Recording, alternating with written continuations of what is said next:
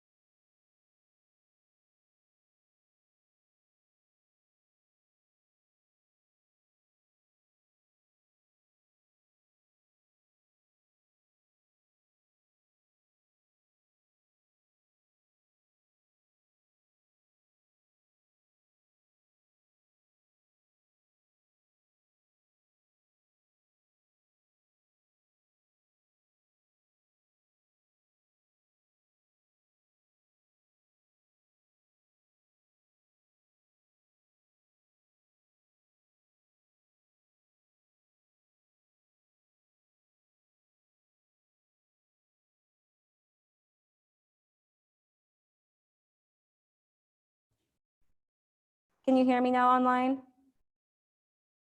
Yes, thank Yes. you. Thank you. Thank you. All right. Appreciate it. You got to keep me honest. Our intercalated discs. They are cell membranes that separate individual cardiac muscle cells from one another, and they allow that synchronous transmission of a signal across muscle cells. At each disc, cell membranes fuse to form permeable communicating gap junctions. Gap junctions are those intercellular channels allow cell-to-cell transfer of ions and small molecules. It's direct cell-to-cell transfer. Probably the easiest way for us to be able to transmit an action potential. Rapid diffusion of ions. We'll talk about why that's important here shortly. So you learn two things from this: intercalated discs, cardiac muscle specific, and gap junctions. Lots of gap junctions in between those muscle cells, cardiac muscle. Another term specific to cardiac muscles. Cardiac muscle is a syncytium. Okay, syncytium, that's how you pronounce it. I would never have assumed that's how you pronounce it. Thank you, Google. No, thank you for saying it wrong in front of a cardiologist. That was a med school student, number one. So essentially what that means is when one cardiac cell excites, the action potential is able to spread rapidly to all.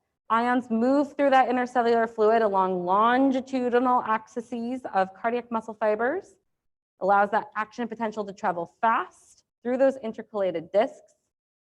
Two types are present to allow for the atria to contract prior to ventricles. So in atrial, there's one that's in the walls of the two atria, and in the ventricular, there's one that's in the walls of the two ventricles. That's how the atria is able to have that little contraction that occurs prior to ventricular contraction, which we will see when we go through the cardiac cycle. This allows for the most efficient pumping process of the heart.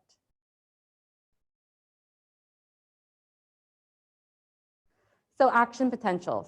We are going to get into the nitty-gritty of an action potential and why it's a little different.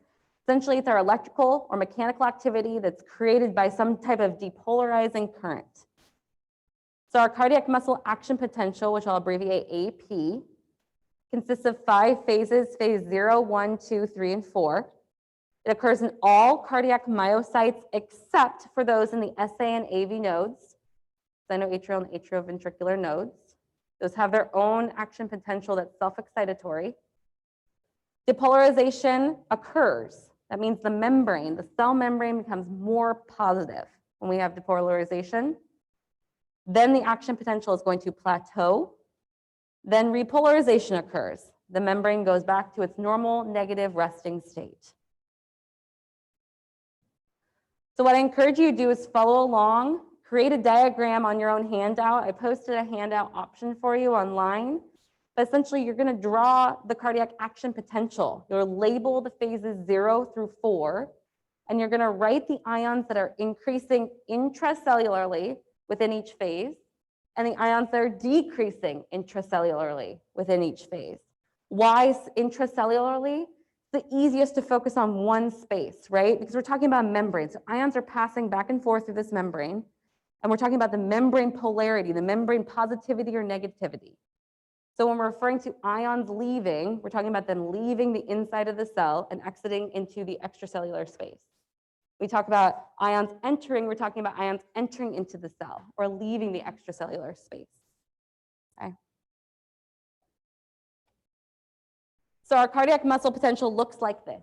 It's a beautiful graph. Phase 0 is this super big phase that's shooting straight up. I always think it's phase 1, it's phase 0. Phase 0, phase 0, making sure you're awake, is depolarization, our rapid depolarization. Our cardiac cell is stimulated by our conduction system, that SA node, the AV node. Our voltage gated or fast sodium channels are going to open. That's going to have a rapid influx of sodium into the cell. Okay, sodium +1 charge, so rapid +1 charge is going into the cell, which is going to quickly depolarize the cell membrane. It's going to make the cell membrane more positive. Oh, thank you, Siri. Membrane potential becomes more positive, that is depolarization. But in the background, you have voltage-gated slow calcium channels that are opening, and you also have some calcium influx of a +2 charge. This is occurring slowly, but this is also causing that increased positivity. +2 charge from calcium, +1 charge from sodium. You then, in your action potential phase 1, at the peak, you're going to have an initial repolarization, an initial return to some minor negativity.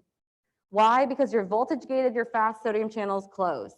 That membrane potential reaches a height of positivity. That voltage is too positive. It's going to close off those sodium channels. No more sodium is able to enter into the cell through those channels there. And we have a voltage gated, our fast potassium channels open. So fast sodium closes, fast potassium opens. Potassium is leaving the cell now. +1 charge leaving the cell. Why don't we return back to initial resting membrane state? Because calcium is still entering in the background. We still have a +2 charge that's entering in the background that's counteracting potassium leaving the cell quickly.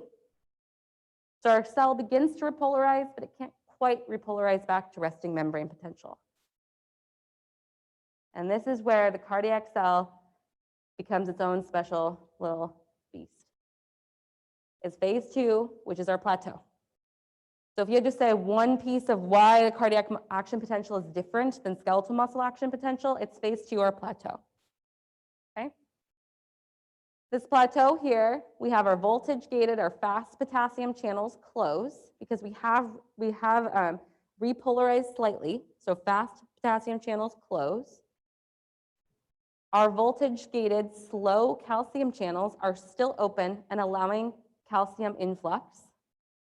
And now that calcium influx, the calcium concentration has reached a high enough concentration in the cell that it's going to trigger release of more calcium from that sarcoplasmic reticulum, which is going to lead to myocyte contraction via excitation contraction coupling. So we have that huge influx now of calcium. Calcium is built up a high enough level in the cell. It's going to trigger more calcium release from that sarcoplasmic reticulum, and it's going to now stimulate a normal muscle contraction, much like our skeletal muscles.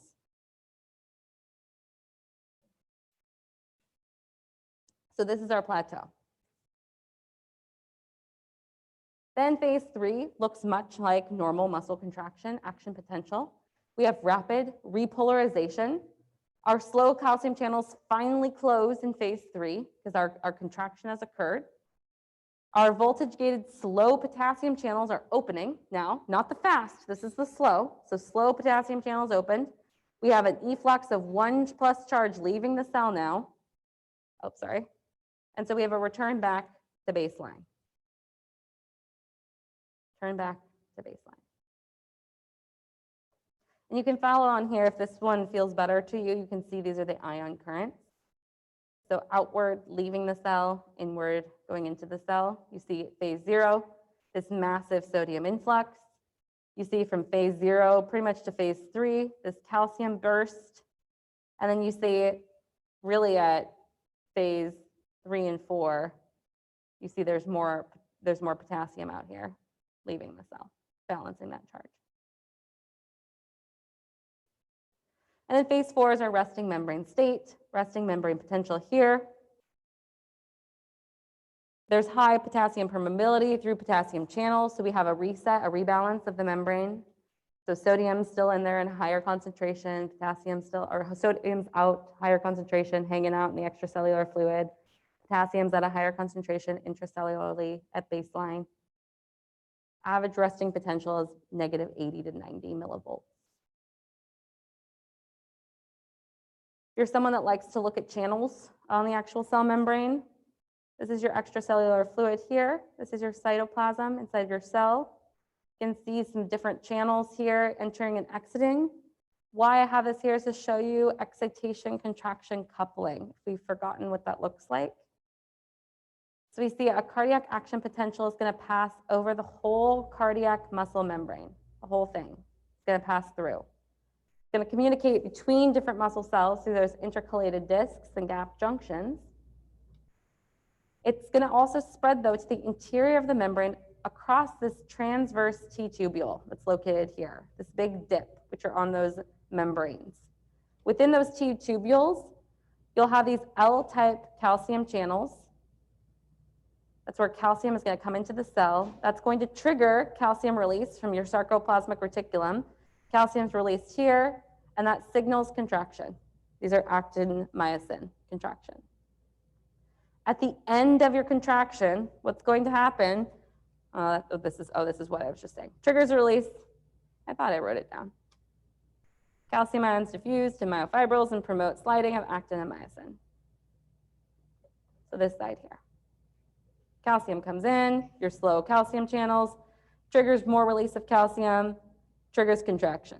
Great. Then, how does it calm down? Well, after the plateau occurs in your action potential, calcium influx to the muscle fiber stops. So this channel here closes. Say, closed. Okay? It's closed. It's done now. Once that happens, we have some relaxation that occurs. Calcium ions are pumped back into the sarcoplasmic reticulum. This does require some energy and in the form of ATP. This is a calcium adenosine triphosphate, ATPase pump. So they're pumped back in. We also have calcium that leaves the cell with a sodium transporter. That's how we get sodium in here. And then sodium leaves the cell to get potassium back in via another ATPase pump. This is how we reset the cell to do the action potential again. It's probably my biggest question I get is, okay, we just pumped a bunch of sodium in and pumped a bunch of potassium out. How does this process reset? It resets from our calcium ATP pump here, calcium going back into the sarcoplasmic reticulum, using some energy, calcium then leaving in exchange for more sodium, sodium then leaving in exchange for more potassium, using some ATP, some energy as well. And then we're reset and we can start the process again. Contraction will cease then until a new action potential comes along. How often is this occurring? Well, how often does your heart beat every minute, right? That's how often this process is occurring. Amazing. But it's a very fast process, but it's all occurring using these ions moving in and out of the cell, changing that membrane polarity, stimulating that action potential, and these ions are able to communicate from one cell to another seamlessly through gap junctions, thankful to intercalated discs. Okay?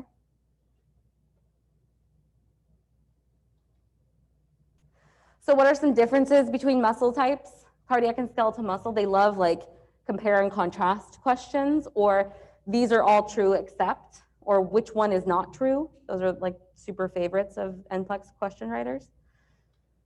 So cardiac muscle myocytes are coupled electrically by gap junctions and intercalated discs. In skeletal muscle, these aren't myocytes, but skeletal muscle myocytes are not coupled via intercalated discs. That's why there's not the same type of communication. There's not that synchronous contraction to the extent of cardiac muscle in skeletal muscle. Action potentials have a plateau due to that calcium influx and potassium efflux. Action potential in skeletal muscle does not have a plateau. Depolarize, repolarize. It requires calcium influx from our ECF to induce calcium release from our sarcoplasmic reticulum. Does not have calcium influx from the extracellular fluid to induce calcium release within the cell. So the cell, there's release of calcium within the cell in skeletal muscle. We have to have this trigger over here extracellularly to have our sarcoplasmic reticulum release more calcium. My beautiful drawing. Okay, doctor handwriting. Those are your biggest differences. That's it. You now know cardiac action potential. That's what they are. They're short and sweet, okay? That's what these presentations are meant to be. One topic, down deep and dirty, high yield points. I encourage you to practice for this one. Practice drawing the squares, okay? The squares for your cardiac muscle anatomy, and then practice drawing your action potential, knowing which ions go in and out. This is both physiology and biochemistry, okay? So it could be a question on either or. Likely, they're not going to ask you the specific ATPases that are kind of resetting the cell, but they could ask a question like, is energy required to reset a cell back to baseline in between cardiac muscle contraction? The answer would be yes. There's ATP pumps that require some energy input to reset that cardiac muscle cell. But they're not going to ask you specifically probably which ATPase pump on which membrane. That's a biochemistry question. That's for biochemists, not for us. But knowing the ions in each phase of the action potential, that's a high yield that I suggest you all commit to your brain. All right. Okay, before we move to the next one, I'm gonna have you put your pens down, look away from your computer for a second, close your eyes. We're gonna take a deep breath in for 4. Hold. Out. Hold. Again, breath in. Hold. Breath out. Hold. Last time in. Hold. Out. Hold. And come back to me when you feel ready. Okay? Brain break. Gotta do it, especially with cardiac phys. Ooh, doggy. Cardiac's my favorite system of the body, but man, oh man, it can be a brain trip.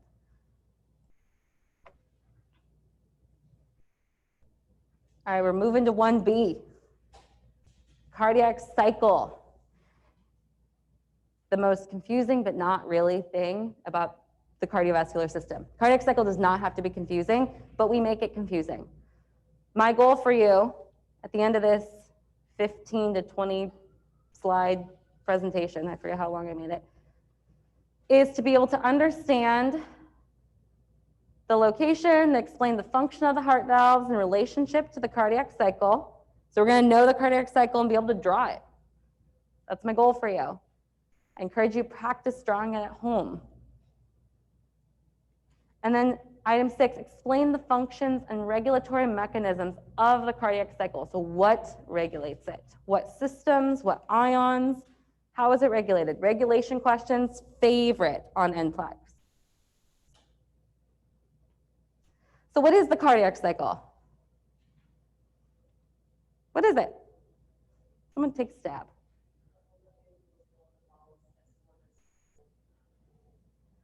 Absolutely. The whole meal deal, right? Events that occur from the beginning of one heartbeat to the beginning of the next. That includes a systole, contraction or ejection, and diastole, relaxation or filling, and everything in between. Exactly what you said. It's generated by that spontaneous generation of action potential in the sinus node. That's going to be our next presentation we're getting to. It's our big buildup to the conduction system.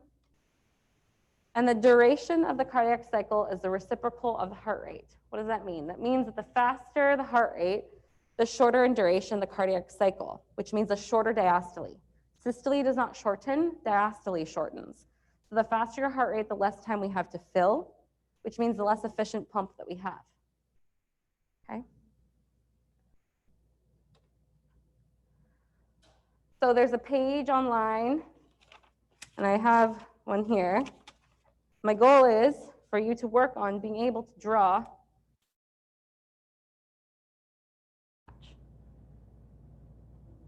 okay?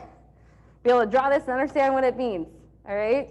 I'm going to show you a prettier picture on the computer, but if you can do this and understand all the different components, you not only will understand pressure, volume, EKG, and our S1, S2, S3, S4 sounds, you'll get systole, diastole, and all the subphases in one picture. Again, high yield, quick to draw. If you're not a drawer, that's fine, but be able to understand and explain this type of a picture and image, you'll remember all these components much better.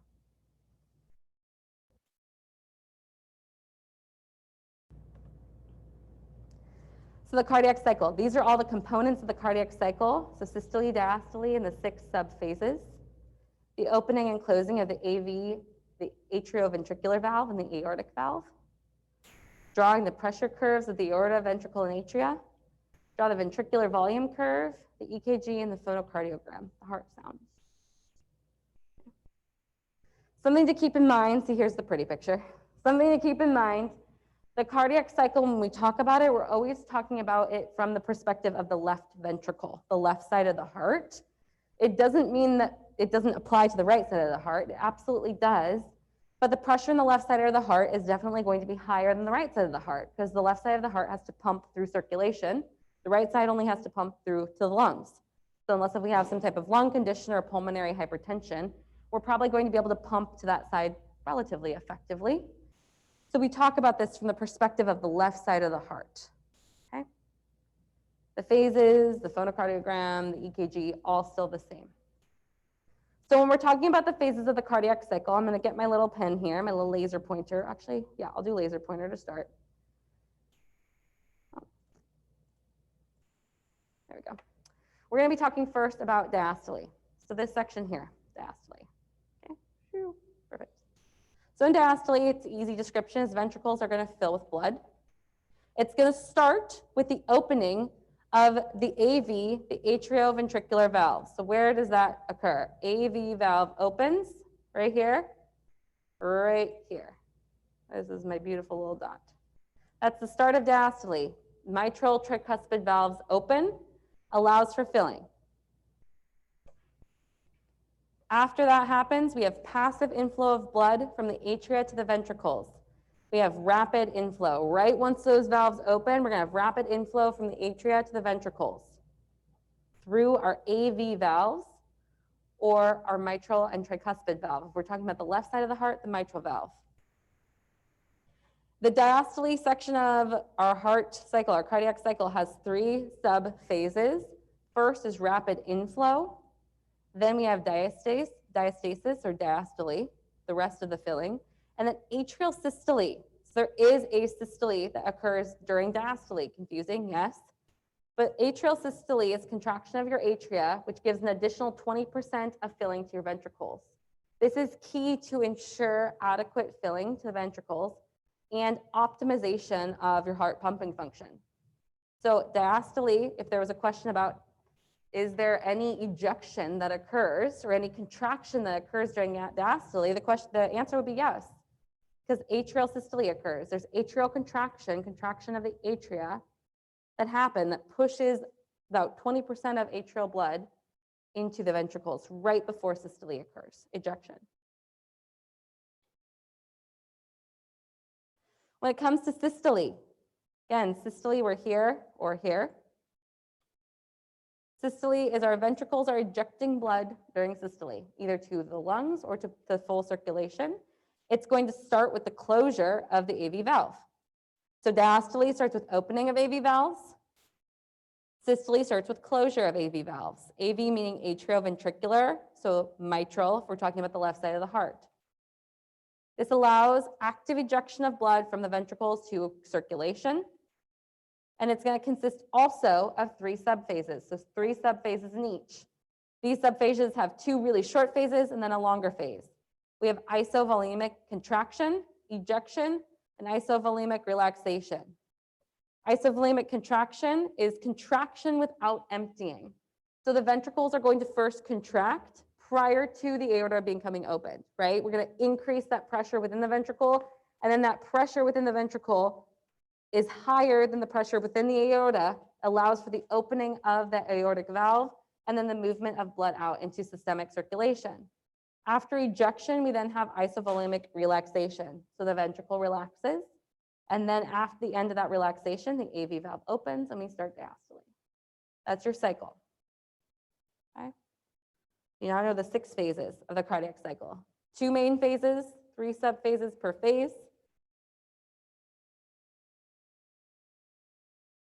So what about the heart valves? What's happening with these heart valves? So again, we have the AV valves, our atrioventricular valves, which includes our tricuspid on the right and our mitral on the left. Again, we're talking more left side of the heart right now, so this is our mitral valve here. We see these papillary muscles that are attached via the chordae tendineae. So papillary muscles here and here. Chordae tendineae, the attachment points here between our valve and the muscles. They are going to close, the valve is going to close to start systole and open to start rapid inflow in diastole. Both the open and the close are passive when the pressure gradient pushes blood backward or forward. It's important to know, these papillary muscles are not closing the valves themselves. That's a passive process. It's all based on the pressure gradient within the atria and the ventricles. So again, papillary muscles, they are not actually actively opening or closing the valves. They're stabilizing the valves. The closing and opening of valves happens due to the pressure gradient within the atria and the ventricles and the directionality of blood flow. This is why we can have regurgitation and stenosis, right? Because if that pressure gradient gets off, or if it becomes too sticky or too loose and flabby on the valves, those muscles aren't helping. You can't work out those muscles to help the valves close better. How we end up getting valvular replacement. Semilunar valves, those include the pulmonary on the right side and the aortic on the left side. So AV valves, atrioventricular, semilunar valves, pulmonary or pulmonic and aortic. The aortic valve here, typically it's a tricuspid. It opens to start ejection and it's going to close to start diastole. So opposite of the AV. Also a passive process. All right, so we're going to get into some pressure curves now. So we've talked here, all we've talked about here is the valve opening and closings. We talked about the phases. So now we're going to talk about this section here, which is our pressure curves. So what is happening with these pressure curves? How do these valves open and close? How and why? So during diastole, our aortic pressure curve, during diastole, it's going to decrease. So we follow this dotted line here. During diastole, our aortic pressure curve is going to decrease, right? Because nothing's happening in the aorta. It's just going to decrease back to baseline circulation of the body. So ideally, you know, between like 60 to 80 millimeters of mercury. That's our goal. If you have hypertension, it changes things, right? At the end of isovolemic contraction, the aortic valve is going to open. So we have isovolemic contraction. At the end, our aortic valve is going to open because that pressure has matched. I'm going to erase some stuff here so we can see. Erase all my little writings. There you go. Open, right there. During ejection, aortic pressure is going to increase to equal that of the ventricle. So those pressure curves match. And that's going to decrease back down to baseline during diastole. Similar action is going to occur from the right ventricle to the pulmonary artery, except for the pressure numbers are much smaller. So again, same type of pressure curve is going to occur, but overall the pressure is going to be diminished. It's going to be decreased on the right side of the heart, but same pattern. Yes?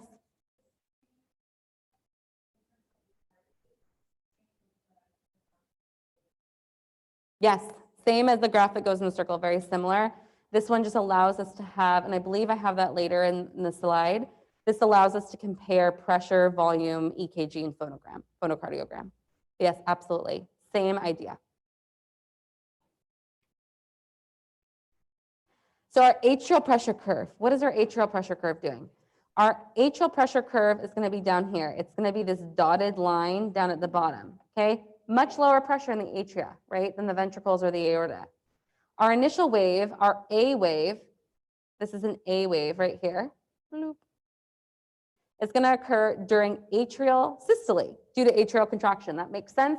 The atria muscles contract. That's going to increase the pressure within the atria slightly because it's pumping a little bit more of that blood into the ventricle right prior to systole. There's a secondary wave that occurs, a C wave, right here, during isovolemic contraction due to the back bulging of the AV valves from ventricular pressure increase. So if we think about this, the AV valve closes, the mitral valve closes, then ventricles are going to contract, and ideally blood is going to go one way, right? It's a unidirectional system. But that pressure in the ventricle is going to push back against those AV valves. Ideally, if they're healthy, they stay closed. In regurgitation, they bulge. And that's what causes regurgitation into whatever atria you're occurring. So either tricuspid or mitral regurg, right? But in a normal system, they're going to bulge back, slight pressure increase, but they stay closed, those AV valves. The last wave, the V wave, occurs during isovolemic relaxation due to filling of the atria without the AV valve being opened. So right before we have diastole, during isovolemic relaxation, we start having that big filling of our atria, and we start getting a lot more pressure within the atria just because it's filling up with blood.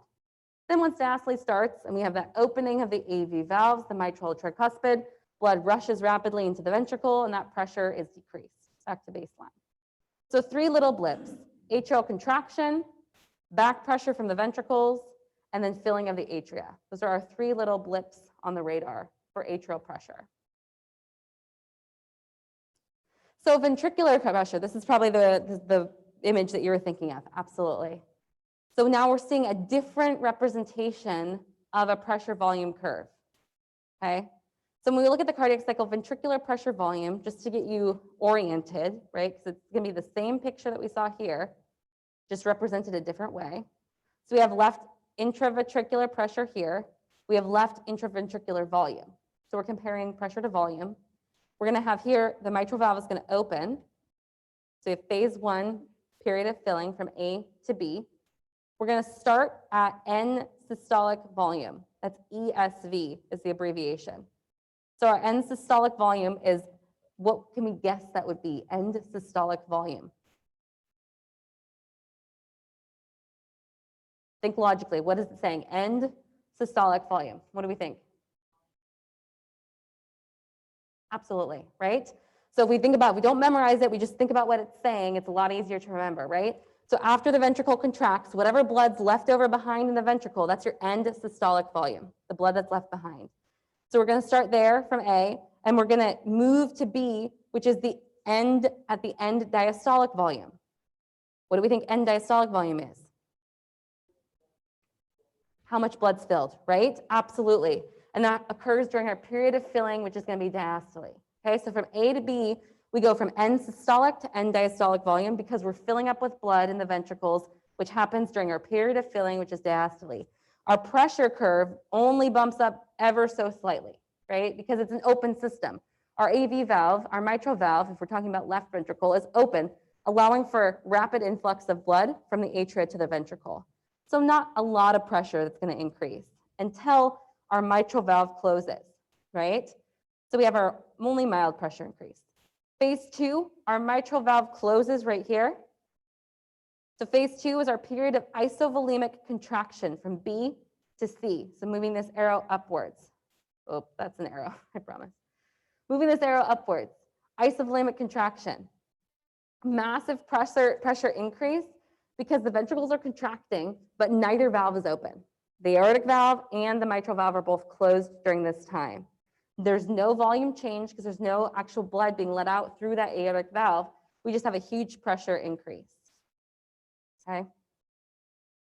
So at the end of isovolemic contraction, we still have the end diastolic volume is the amount of blood that's in the ventricle. Same amount of blood in a healthy heart. Period 3, the phase of ejection. This is going to be from C to D. Our volume is now going to decrease because the aortic valve has opened. So we have a massive volume decrease, right? We're going from a volume of about 120 milliliters to back down to 50 milliliters, our end systolic volume. So it's decreasing volume. And we have an increase of pressure during our period of ejection initially, and then it's going to start to decrease. The volume is going to decrease due to ejection. Pressure is going to rise during increased ventricular contraction because we have that increased contraction pushing blood into the aorta. And it's going to start to decrease. And then once the aortic valve closes at D, we have a massive period of isovolemic relaxation where our pressure decreases greatly back down to baseline. No volume change occurs here as well.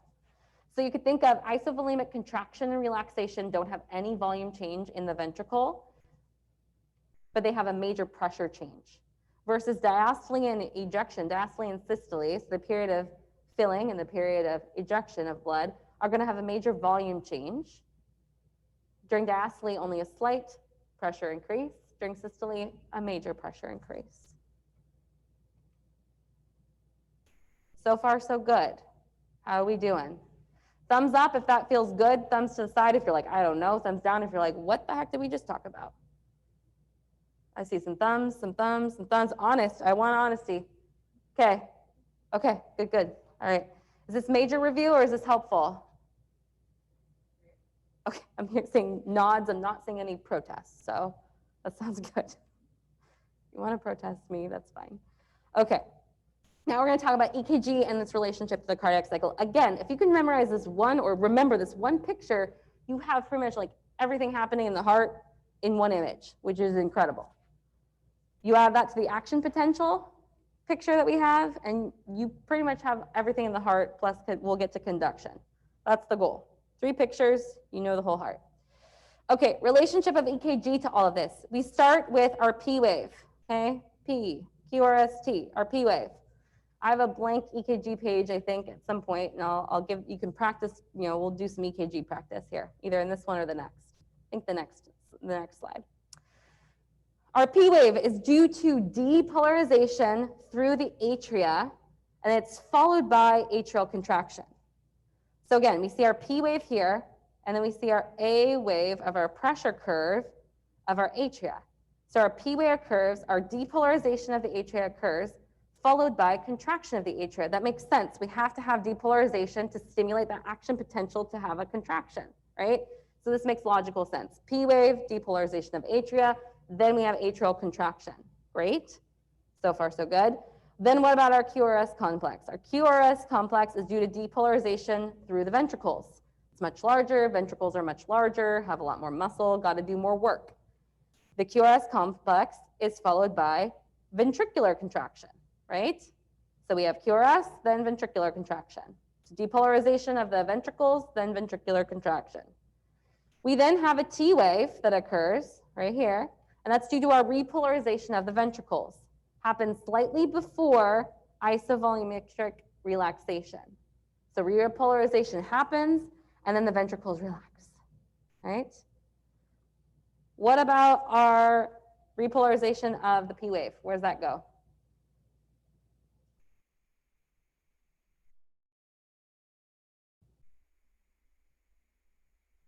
Anyone have any idea? It's okay if you don't. Repolarization of P wave, or of atria. So repolarization of the atria. So if your P wave is your depolarization, what's the wave that's your repolarization of your atria? Absolutely, we can't see it because it's in the QRS complex. Now, in some arrhythmias, you're going to see a funky wave, sometimes referred to as a U wave, Q wave. That's going to be your atrial repolarization, not typically occurring in a normal EKG. Okay, so if we're talking about normal physiology, you can't see atrial repolarization. Yep, absolutely. So now what about heart sounds, right? Last piece of the puzzle here. S1 and S2 are represented on this graph. They also have S3, but that's pathology, so we're not going to really talk about S3 right now. S1, S2 represent the closure of valves. S1 is the closure of our AV valves, our mitral and tricuspid valves. So it's going to occur right at that AV valve closure, right at isovolemic contraction. S2 is our closure of the aortic and pulmonic valves, or our semilunar valves, occurring right during isovolemic relaxation. So you can think of isovolemic contraction is going to be right around where you have S1, isovolemic relaxation, right where you're going to have S2. S3 and S4 we're going to see in certain pathologic conditions, but we're not going to talk about them because we're talking about physiology right now. We'll talk about them in like an hour. Okay. That's our cardiac cycle. So how is it regulated? Our regulation of the cardiac cycle occurs in a few ways.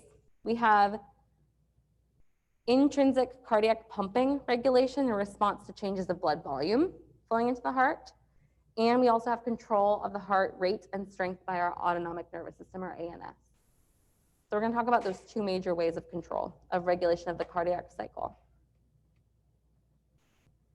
So intrinsic regulation is due to our Frank-Starling mechanism, our beautiful Frank-Starling mechanism. I'm sure that we've seen before and we understood somewhat. Essentially, though, the amount of blood that's pumped into the heart each minute is determined by the rate of blood flow into the heart from the veins, so venous return. So again, the amount of blood that's pumped through the heart every single minute is determined by how much blood is actually coming back through venous return. The ability for the heart to adapt to increasing volumes of blood, because we can get more blood and then the heart can adapt to that blood, or we can get less blood and the heart can adapt, that is thankful to the Frank-Starling mechanism. The more the heart muscle is stretched during filling, the greater the force of contraction to get that blood pumped out, and the greater quantity of blood pumped into the aortic valve, or the aorta. So what does that exactly mean or look like? So when extra blood flows into ventricles, the cardiac muscle is stretched more. This causes muscle contraction to occur with much more force, much greater force. That means our actin and myosin filaments are brought to the optimal degree of overlap for force generation. So they're stretched and then they're optimally overlapped. The ventricle is then going to pump that excess blood into arteries, and that is our way that we keep that whole system balanced. So extra blood flows in, extra blood flows out. Frank-Starling essentially means everything that comes in must go out, right? When Frank-Starling mechanism gets defunct, it means we have some type of pathology. Blood is going somewhere it shouldn't. Either it's backflowing, either it's getting stuck, either it's staying in. But when Frank-Starling mechanism is occurring as it should, what comes in must go out. And it does that because the heart's ability to stretch and then overlap, increase its force of contractility.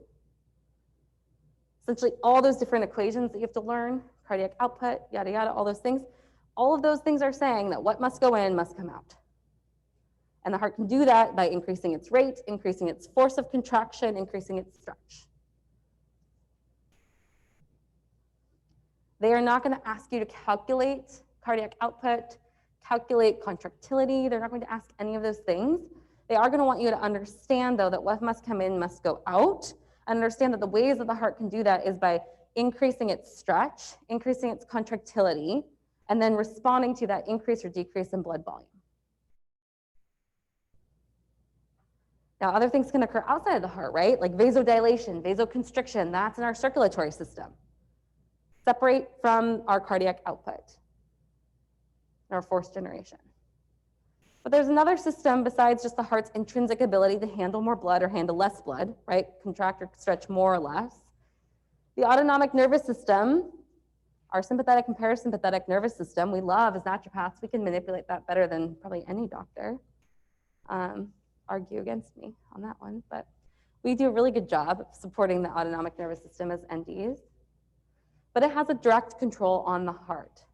So sympathetic stimulation leads to increased cardiac output, the increased amount of blood pumped each minute. That's cardiac output.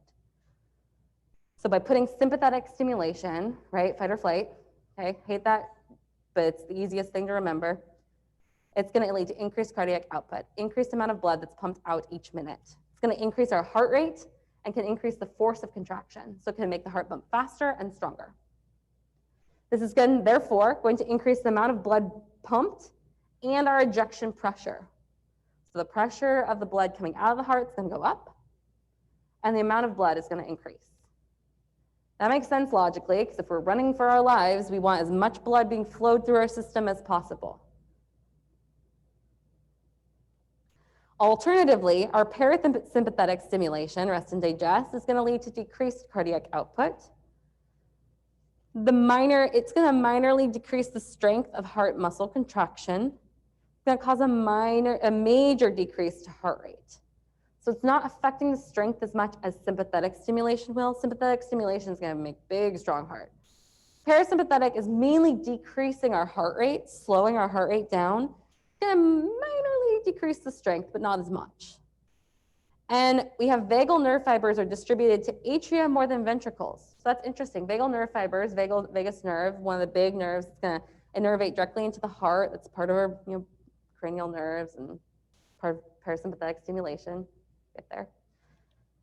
More to the atria than the ventricles, which makes sense why it's not going to affect the strength of cardiac muscle contraction, because it's not affecting the ventricles. That's really where the power of the heart comes from.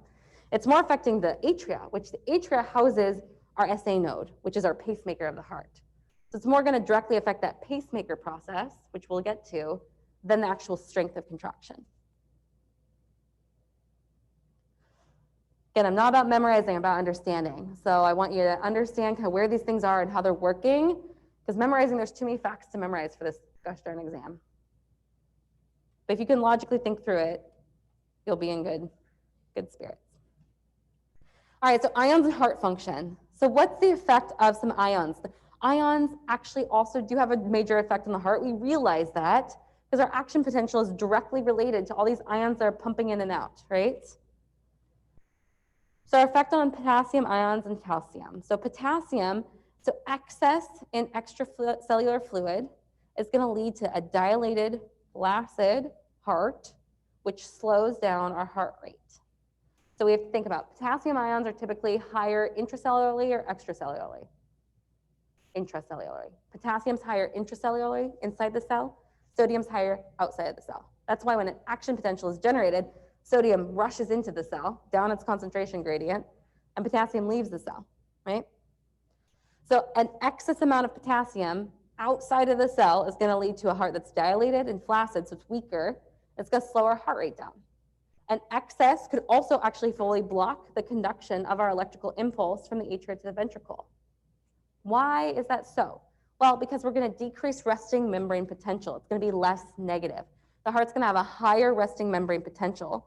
That's going to decrease the intensity of our action potential, and it's going to therefore decrease the heart muscle contraction. So if we're not back to baseline, if our resting membrane potential isn't balanced, we have more potassium, that pump didn't pump potassium back in like it should, the ATP pump, maybe we have a deficiency of ATP somewhere. Think about any biochemical process that can mess up our ATP generation, right? There's like billions. That scary chart with everything that is in it. So we don't get that reset occurring. Our membrane potential is not negative enough. We're going to have a less intense action potential, and our heart muscle contraction is going to be less, which means dilated, flaccid heart that's pumping less effectively. Less blood flowing through, less fast. So what about calcium? So excess calcium is going to cause the opposite effect of potassium. So an excess amount of calcium is going to lead to spastic contraction. Calcium can initiate that cardiac contractile process, right? We talked about that. Calcium comes into the cell and it triggers that release of calcium from the sarcoplasmic reticulum, which then triggers that contraction and allows us to have that plateau that occurs in the heart. So when we have excess calcium, you can have more spastic contraction with less relaxation and reset. When you have decreased calcium, you can also have cardiac weakness. So decreased calcium looks like increased potassium. Excess calcium causes spasticity. So it's spastic heart contraction. Those are your major two ions that can affect the heart. Sodium, of course, has an effect too, but I would lead to sodium more affecting kidneys and renal flow and renal function, and we will get to the kidneys in the future, not today. Yes? Yes, excess intracellular, thank you. Yep, inside the cell. Perfect.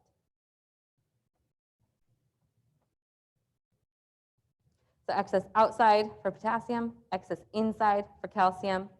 If we have a decrease in calcium inside the cell, that can lead to weakness. Good point. And then one of the last pieces of the puzzle here that can affect the heart function is actually temperature, right? When you have a fever, typically what happens to your heart rate? It's gonna go up, right? So increased body temperature is gonna increase the heart rate typically, and vice versa. Why? Because heat is gonna increase that permeability of the cardiac membrane, cardiac muscle membrane to ions that control heart rate. It's gonna increase self-excitation, increase that pacemaker self-excitatory process. This also then is partially why during exercise we can see an increase in heart rate too. Because the heart's strength of contraction is temporarily increased with a moderate temperature increase. So we have strength of contraction can increase with a moderate temperature increase. That's why while you work out, part of the reason why your heart rate will go up is partially because your temperature in your body is increasing. You need more metabolic stuff, right? The more faster our metabolic system is working, faster the cellular respiration happens. We have excess byproduct of heat, raising our body temperature, increasing our heart rate. We need more oxygen demand, so it keeps the process going. It's like a snowballing effect. But if this happens for a long period of time, delayed moderate temperature increases eventually will provide temporary weakness of the heart muscle due to metabolic needs. So eventually, our body's cellular respiration system can last only so long for our glucose and glycogen stores, and then maybe our fat stores, but those take longer to break down, fat and protein. It's only gonna last so long before our oxygen need, our oxygen demand is not sufficient enough to provide contractility for the heart. So then we'll see a decrease in a weakness in heart muscle. That's why over time, if someone's really sick, they have a really high fever, their heart rate will be fast for a while. And then if they start going into shock, or if they start decompensating, heart rate will not match what the temperature is, right? Heart rate goes down, but we have a high fever. That's when we're like, uh-oh, bad things. Shock's happening, hypovolemic or cardiogenic shock, right? Hi, did it. 2 down, your cardiac masters. All right, we're gonna take a break, bio break. We will come back at 10:16, so 10 minutes. We will finish our last cardiovascular physiology section and move into a little pathology to change it up. And then we'll finish off with some respiratory physiology. You've done it halfway through the day. Woo, okay, leave, go take a break.